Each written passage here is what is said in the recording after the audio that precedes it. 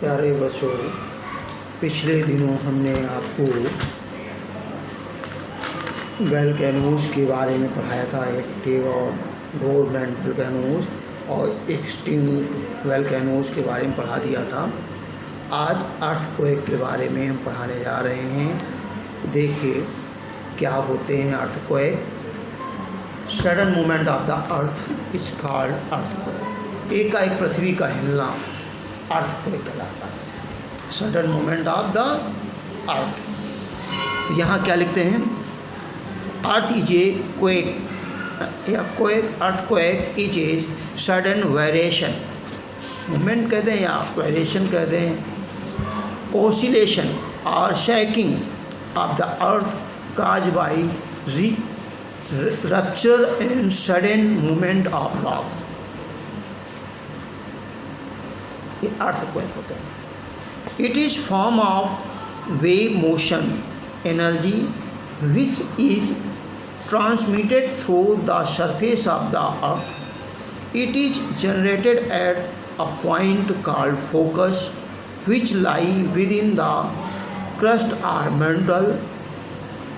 Its depth generally varies from 10 to 700 km below the earth surface.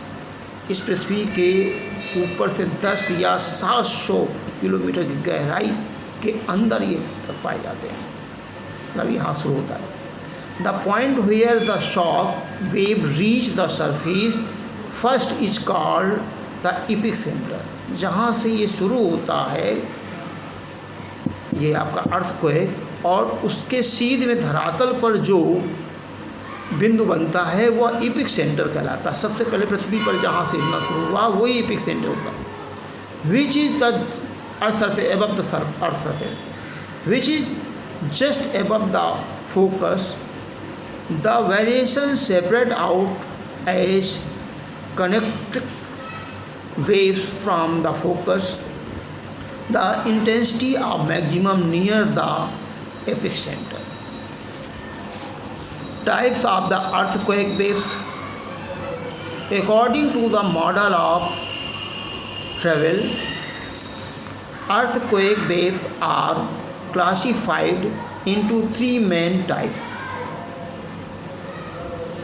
According to the model of travel, earthquake waves are classified into three main types: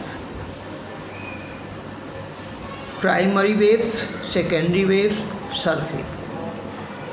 primary waves के नाम से जाना जाता है, और push wave are the first to reach the surface as they are the fastest.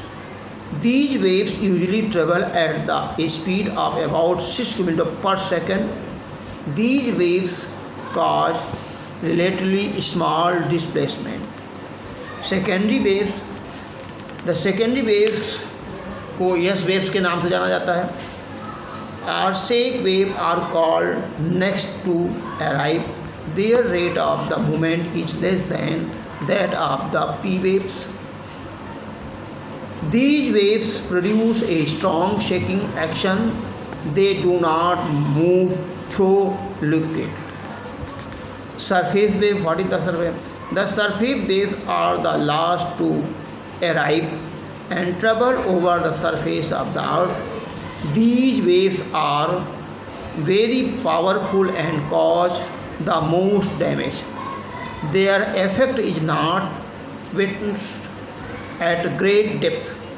The earthquake waves are recorded by the instrument called seismograph. The science of study of earthquake is known as seismology. जिस earthquake को मापा जाता है वो seismograph होता है, और इसके बारे में जो अध्ययन किया जाता है सिस्मोलॉजी कहलाती है. The magnitude of the earthquake is measured on the Richter scale. The number on the scale range from 0 to 9. जो मैग्नीट्यूड के आधार पर इसको मापा जाता है, रिएक्टर स्केल मापक जो है तो वो 0 से 9 है। इसी के अंदर यदि 6 के ऊपर अर्थक्वेक जो पॉइंट के ऊपर आते हैं रिएक्टर स्केल के ऊपर, तो ये ज़्यादा ही नुकसानदायक होते हैं जितने भी अधिक। In an increase of 1 unit on this scale represent a 10-fold increase in the earthquake's strength. Normal fault thrust or reverse or strike slip. Normal देखिए ये दिखाया गया, फिर उससे ज़्यादा हुआ थोड़ा सा तो और दिखाया गया, और जब ज़्यादा हुआ तो बिल्कुल किस तरह दिखाते हैं। देखिए इस तरह हटना, आगे पीछे, ऊपर नीचे होना। अब डिस्ट्रीब्यूशन ऑफ अर्थक्वेक, कहाँ कहाँ पर ये अर्थक्वेक ज़्यादा आते हैं उनके बारे में बताया गया है। The areas of earthquake on the earth associated with a weaker zone violent earthquakes occur frequently in the areas of volcanicity, that is the belt surrounding the Pacific Ocean known as the Pacific Ring of Fire. The main earthquake belt on the earth are as follows: circum-Pacific belt, mid-continental belt और mid-Atlantic ridge belt। ये मुख्य 3 हैं आपकी, तो देख लीजिएगा। तो कहते हैं circum Pacific belt include the coastal margins of the North America, South America and East Asia. These region account for about 65% of the total earthquake of the world. This belt coincide with the Pacific Ring of Fire. Mid-continental belt, the mid-continental belt include the Alpine Mountain, Meridian Sea, Northern and Eastern Africa and the Himalayas. About 25% of the seismic events are felt and recorded here. Mid-Atlantic ridge क्या है belt? It is कहते belt include the Mid-Atlantic ridge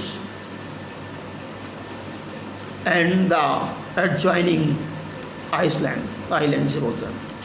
It records moderate earthquake which are caused due to the movement of the lithospheric plate in opposite direction.